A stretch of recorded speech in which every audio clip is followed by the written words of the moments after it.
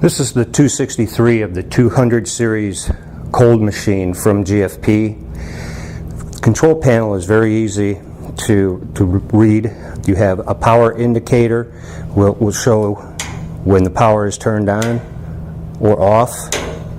Underneath that you have the speed dial that goes from 1 to max. Below that you have your run foot switch. Next to that is forward and reverse. On the stationary feed platform on this machine, you'll notice the print hold down bar.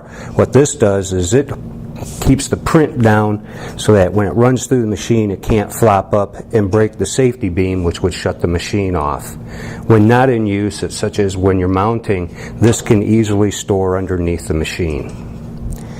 Here we have the bottom supply shaft, and it simply fits into this cradles like that.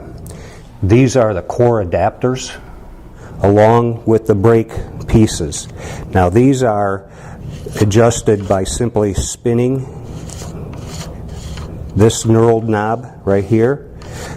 Spinning it in this direction tightens the brake. Spinning it away from the core loosens the brake.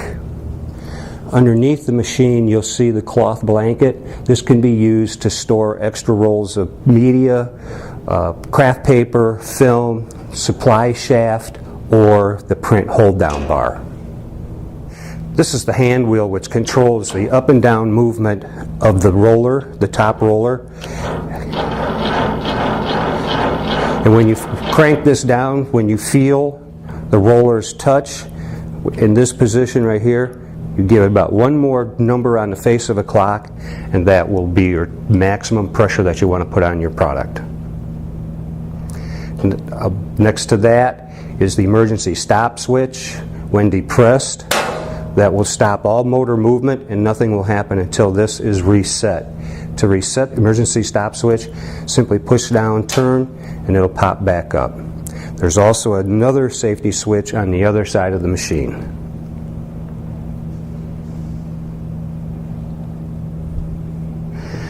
Up here we have the unwind rewind assembly. This shaft is the supply shaft which holds the over laminate. You'll see an arrow at the end of this shaft that indicates where the tongue is. This tongue fits into the groove on the cradle, and that's what drives the rewind assembly. It simply fits in like that, and then we turn and lock it in place. This is the rewind assembly, and it also has an arrow indicating where the tongue is, so it makes it easier when removing and replacing. It also locks into place just like that. Next we have the foot pedal. The foot pedal, it controls the motor movement when depressed in the foot mode. In the run mode, the machine will run automatically. Reverse and forward. Reverse will only work when the foot pedal is depressed. This is the toolbox. It's held to the machine by 4 magnets, and you can put your extra tape, Allen wrench, or any other things that you need, including a zippy knife. The hand wheel controls the up and down movement of the rollers. When all the way down and touching, as stated earlier, you just go one number on the face of the clock, past that, and it will be ready to run. In the run mode, you'll see the rollers turning.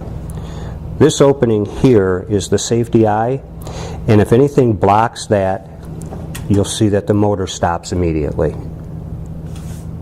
To reset, press foot and go back to run.